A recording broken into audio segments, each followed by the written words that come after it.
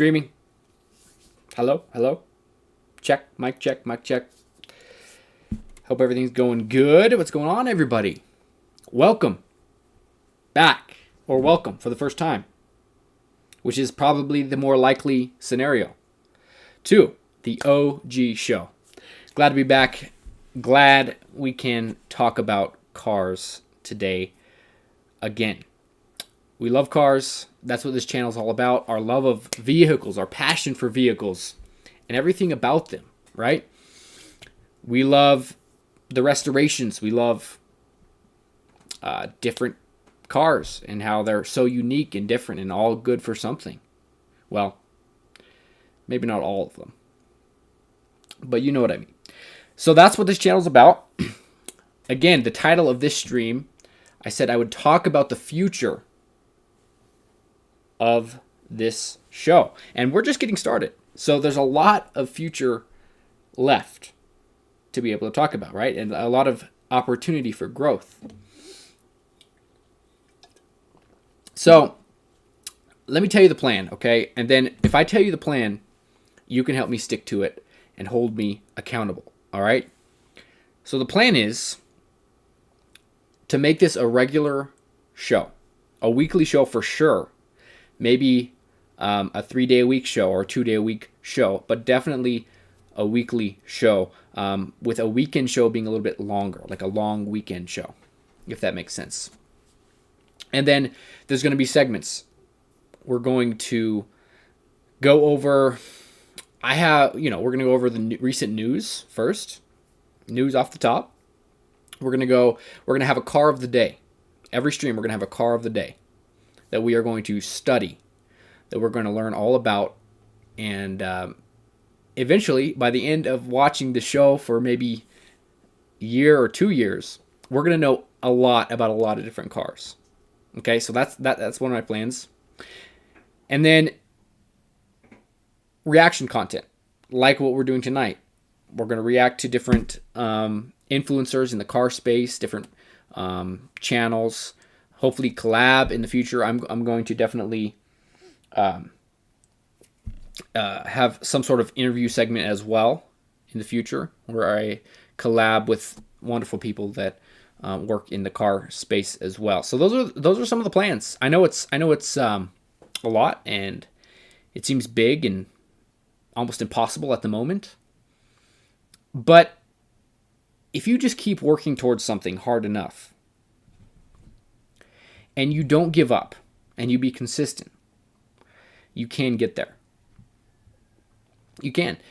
You will learn a lot along the way about yourself, about your drive, about your ambitions, your motivation. And guys, I want more for myself. Okay? I've loved cars ever since I was a little kid. I've loved them so much. And I want a Shelby GT500. Okay? I want a supercar. I that would be amazing. So I need to get that, right? And so I need to work towards that. It doesn't come for free. I'm like really poor. Like I'm very poor. But we can make it happen. We definitely can. And we're going to share the journey with you all. Let me just make a quick check on how the stream is going. Just real quick like. Thank you for your patience. We're going to have a good evening today. We're going to finish Matt Armstrong's. Okay, I already heard it. I'm sure you guys did too. We're going to finish Matt Armstrong's video. Okay? About the Lamborghini SVJ.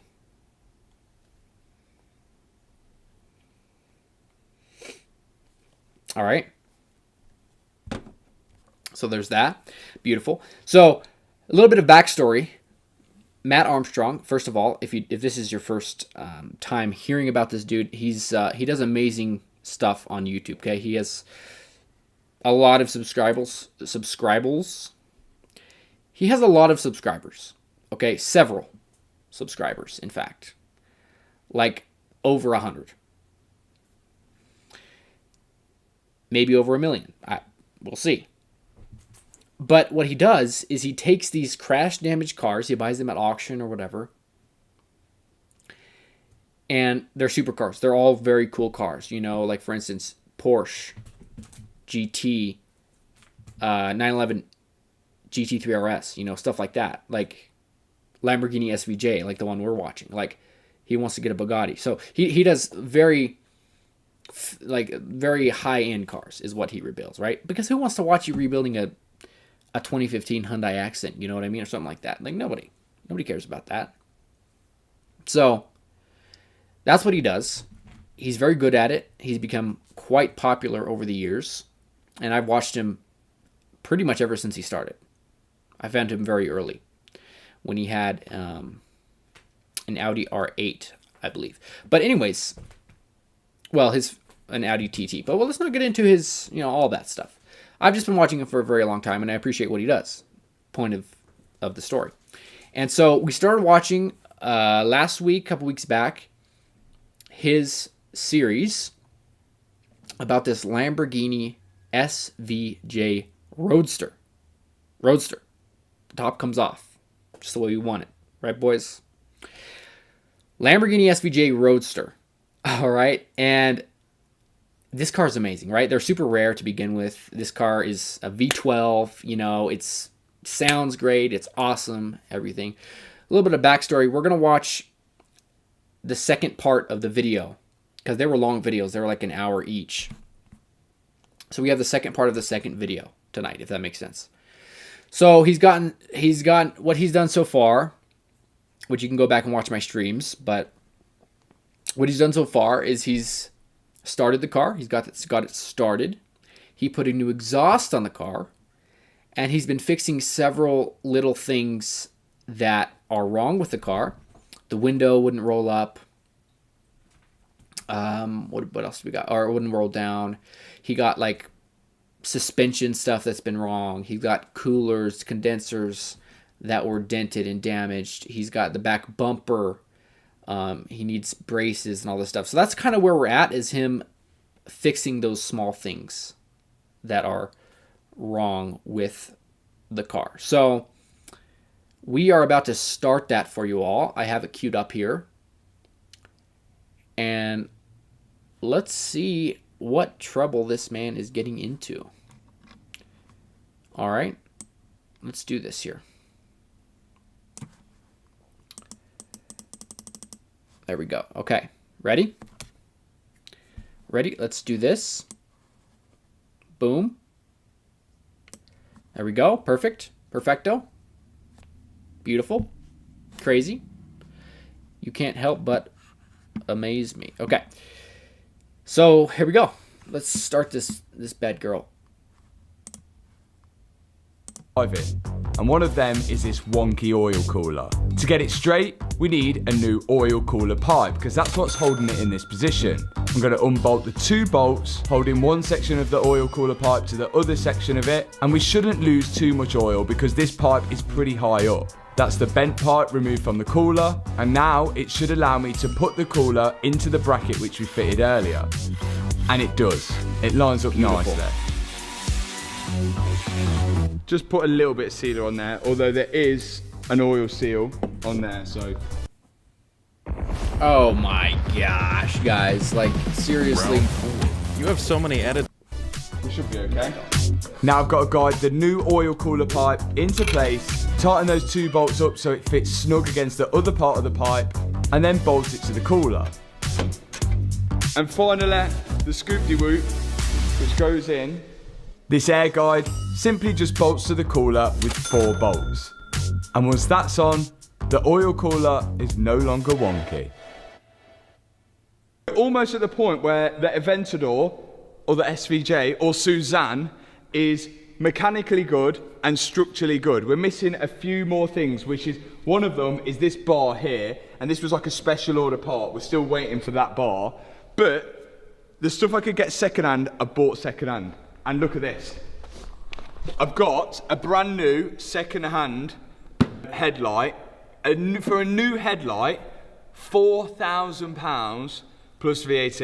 Absolutely insane. There's no way to cheat code this. We can't get in a lot of any other car. We can't do it. Like, this is well and truly broken. It's not only the glass, it's the casing underneath. So, second hand, I got one for £1,900. It's still expensive. Let's just plug this in. Guys, this is why it's so difficult to rebuild these cars, right? Because, like, if he wasn't making content out of it, if he wasn't making money off of the content, this wouldn't be a really good idea, right? Can you stay with me here? Like, for a long time, I was like, oh, I could do that too. I can buy a car, a nice car, right, that's been damaged, crash damaged. I can fix it up for cheap, right? Just fix it all by myself, do all the work. That can't cost too much, right? And then I'll have a supercar for cheap. Well, when you have cars that have parts worth $1,000 each, that adds up very quickly.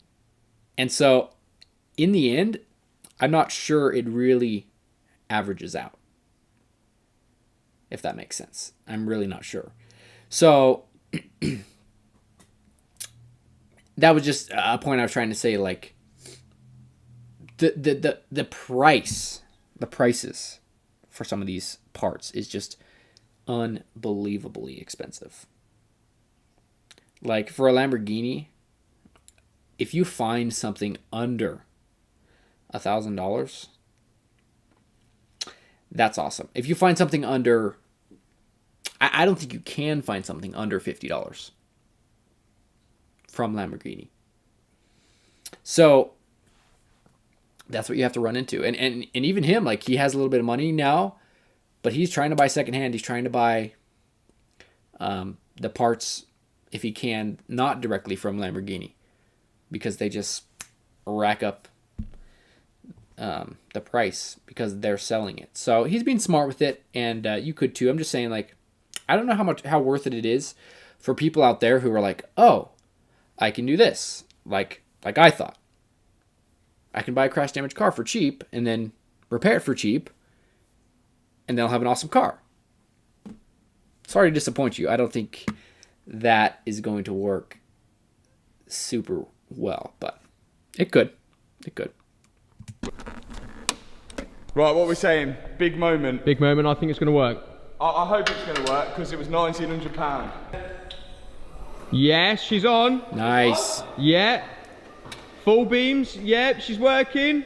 Indicator. Yeah. Yeah. Come on. Look at that. £1,900, well spent if you ask me. Oh, she's coming to life. Almost there on getting the SVJ actually driving. But we're going to need a set of wheels, and mine haven't arrived yet. Go on. Yeah, can we borrow your wheels? Oh. Has my car turned into the new Sue? So I sent my dad up to Mark's place to borrow his wheels off his SVJ, whilst me and Liam carried on with ours. And I thought it was about time we did a little price check-up on how much we spent. So far, to get where we are with the SVJ, we have bought all of these parts, which is a total of £11,564, which really added on top of £230,000. Guys, that's actually not terrible. Like, that whole speech I just did, I might be wrong, you know, and as a man, I can admit when I'm wrong, okay? But it still remains to be seen. I did make some good points, but only 12,000 for all those parts. I don't know. Could be worth it. Could be worth it. We are doing really well. We just need 10. Mark, I don't know whether you knew, but we're stealing your wheels, and next week we might be back for the engine. Where I could save money on this build, I've saved money on this build, because we all know how much it sucks having to pay for something that we might not necessarily have had to pay for. But then again, we all know how good it feels to get money back that you might not have necessarily known you were actually owed. Do you know how much those centre caps are? I don't. They are £800 each. Oh my days. And for my guys and girls in the UK, I'm about to tell you how you could potentially get some money back for being missold car finance. But first, some more parts have arrived. Finally! This is the moment I've been waiting for, which I've been worried about the whole time. This X-brace. So remember on our one, here, you can see the bulge there. Now, the theory was that when we've actually unbolted it from the chassis is pinged back. But we're about to find out, because we've got a second-hand one here, which is slightly different. This is off an Aventador Roadster. It's the same shape, same movements, but the Aventador Roadster, you see, has an engine cover which goes in there and there. So I may just get a proper one. I don't know, like, whether it's gonna be worth it or not. Proper one's like 1,800 quid. And in fact, it's gonna do the same job and it's just gonna have extra tabs on it, but I don't know. It's an expensive car, innit? So we're about to find out whether the chassis is bent, because if these bolt holes don't line up, we've got a serious problem. And we're about to find out. But let me go back to explaining how... Yeah, this is the moment of truth. Like, if these bolt holes don't line up, that means the frame of the car is bent.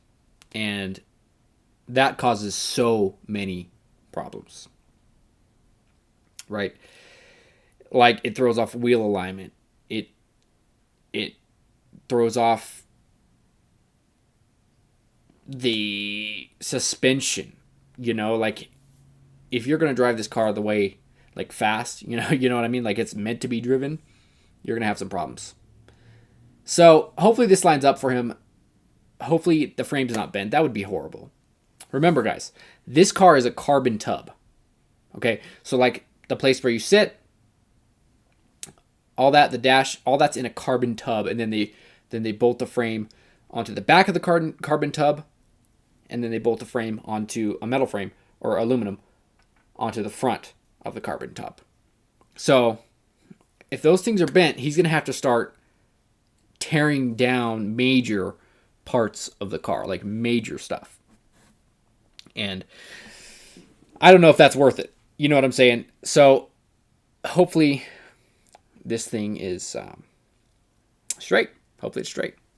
You could potentially get some money back. Now, up to 40% of car finance deals between 2007 and 2021 have been missold in what could be up to an £18 billion payout. The recent Supreme Court ruling has... All right, I'm sorry that I have to skip this. I really am. But I kind of... And this affected up to 14 million car owners. The call-out boys have brought the tools. Yeah, look at that. Tools, look. That's professional. Okay, so it's it. I'm All guessing. of this means that you could be owed up to £950 per agreement. Have you ever worked on a £500,000 car before, but as No. a customers, not No. as your sons? No, that's why it's nerve-wracking. Now, sure, you can complain directly to your lender for free, take it to the financial ombudsman, or simply wait for the new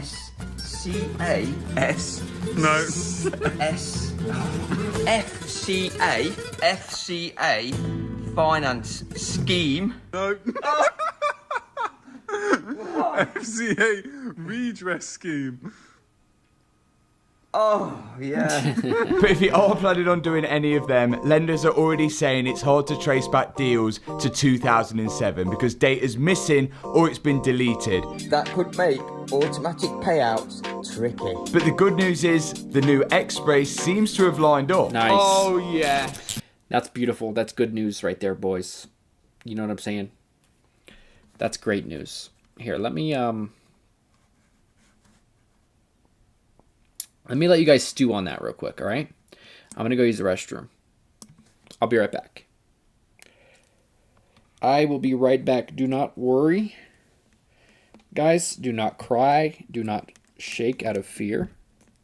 Because I'll be right back. It's going to be a quick little time. If you do start feeling afraid, think about your happy place, right? Think about butterflies and a nice sunny day and sunflowers and all this stuff. I'll be right back.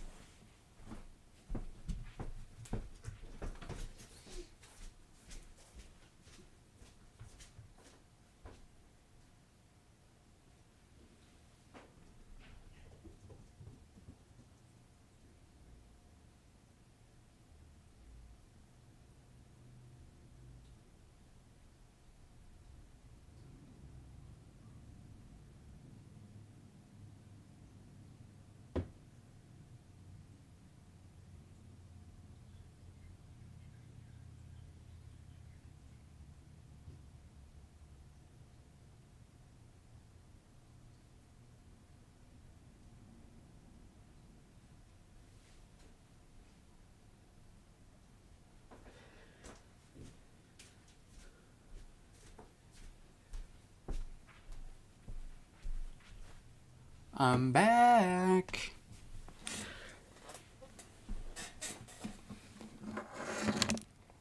I'm back, everybody.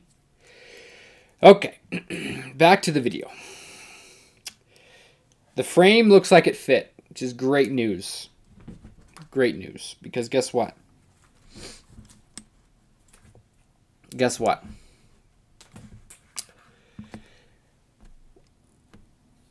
That means that the frame itself of the car is not necessarily bent or damaged significantly.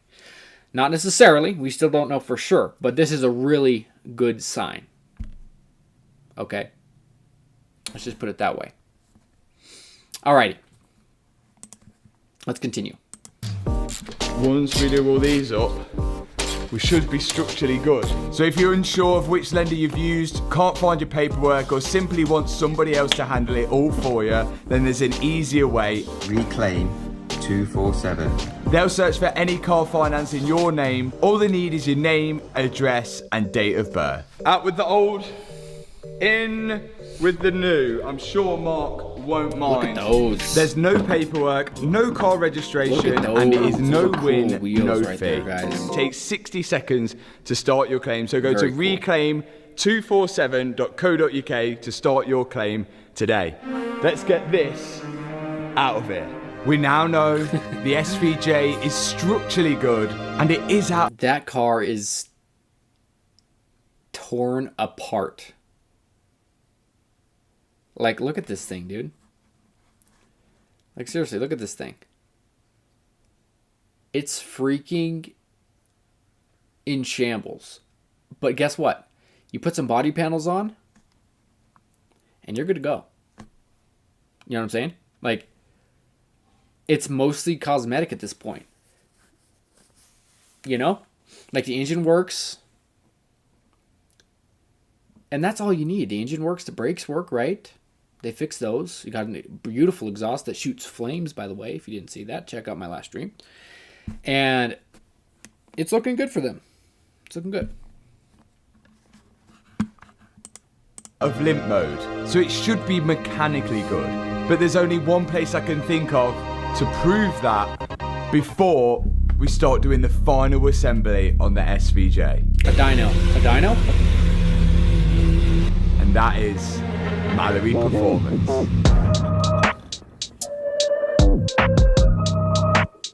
In a couple of weeks, we are going to be fully testing this car out, and we haven't really got much time to actually road test it. So this is a perfect opportunity to see whether the SVJ actually runs right by putting it on the dyno completely bare. We're hoping it runs right, goes through all the gears, and of course, makes a lot of noise. Let's get it on the dyno and see what the power is running and if it's actually running right. That is a beautiful Porsche in the background. Like, that thing is beautiful. I think Porsches are so pretty and graceful and elegant. What do you guys think? Like, it's kind of like Aston Martins with me. You know what I mean? Like, they just look so pretty. Like, they're pretty cars, you know? You know what I'm saying? It's cool. Very cool. All right. Let's continue. This seems mental to do this at this stage, but actually there's some logic behind it.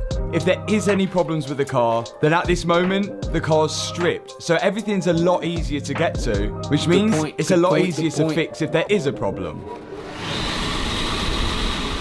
I am bricking it. This is going to be so loud. 770 horsepower. About to run on the dyno after we've just rebuilt it. Oh my god, I am scared. Now before Phil runs it, he has to calibrate the dyno. And we're going to be doing this run in 5th gear. And so far, everything seems good. When it got to the run, it was different.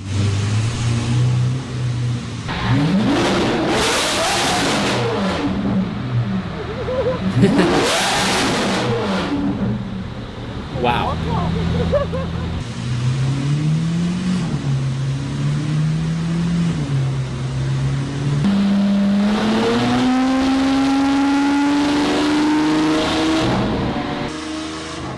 The car just completely cut power as soon as we got to 60 mile an hour. So before we carried on, we scanned the fault codes. And we had two. One was a problem with the rear wheel steering, and the other one was a problem with the EVAP system. The EVAP system is to do with the vapours from the fuel tank. And as we've had the rear quarter off, along with the fuel filler cap, I thought it might be something to do with that. That's on, isn't it? That's This plug here, I'm guessing that's why it's saying open circuit. That plug is for the filler cap thing, so I'm guessing because that's unplugged, it's saying open circuit. But we actually managed to clear that fault. But it's the rear wheel steering. The rear wheel steering could affect our traction to why we can't turn it off to get this car running. And if we can't turn the traction off, of course, it's not going to run on the dyno. So see if Phil can like clear it off somehow. I don't know if there's a way to activate. We might need to clear it and then just run it straight away to confuse it. I don't know. So the EVAP fault is gone, but the only fault left is that rear wheel steering. And it is possible that that is restricting the speed. But let's try. Hopefully this time.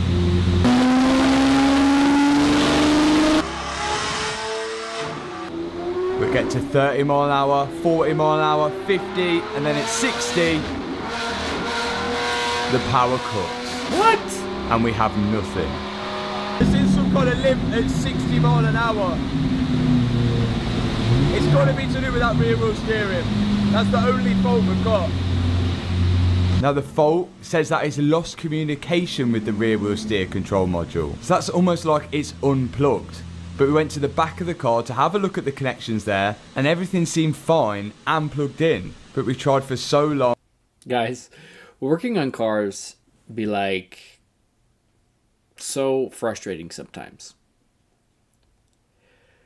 Like when something is supposed to work, right? Everything's plugged in, it seems like. There's nothing you can see that's wrong. And it's something so simple, maybe a wiring issue or something. Well, wiring is not simple, but it should be something simple, right? It's like sometimes you just can't figure out until like an extended period of time passes and you think and think and think and do research. Sometimes you're just like, I don't know what the issue is. Like, why is this car being so problematic? Like, why? Can it just work for me? Like, bro, everything's connected. Why? You know what I'm saying? Like, it's frustrating, bro. Before we had to call it a day. This car wasn't going to do a power run on the dyno. So we tried, but we failed. It seems like the car it's limited at 60 mile an hour, and we think it's to do with the rear wheel steer module. That's the only fault we've got, and it's on the back left side. Even though we repaired it, I think it's limited us at 60 mile an hour. So we've got to get back to the unit, try and work out whether it is the rear wheel steer module, because the new one is $5.5 grand, and I don't want to have to buy a $5.5 grand one when that one looks fine, because just have a broken wire somewhere. So a failed attempt, but off the car goes back on the trailer and back to the unit. Annoying, but I've got back and I have checked all the power going to the rear wheel steer module. These are the 3 plugs which lead to it, and all of them have got power and they've got signal, and they go underneath here to this motor right here which controls the rear wheel steering. So it looks like we may have to buy a new rear wheel steer motor, which is 5,000 pounds. Holy moly. £5,500, which is just disgusting. But it's a good job we found out now rather than later. And let's not put a downer on it. Suzanne, the SVJ, is pretty much all ready for her body panels and she'll be back on the road. So thanks so much for watching this video. If you enjoyed it, hit the thumbs up button, hit that subscribe button, and I will see you in the next video. Peace out. finance redress team.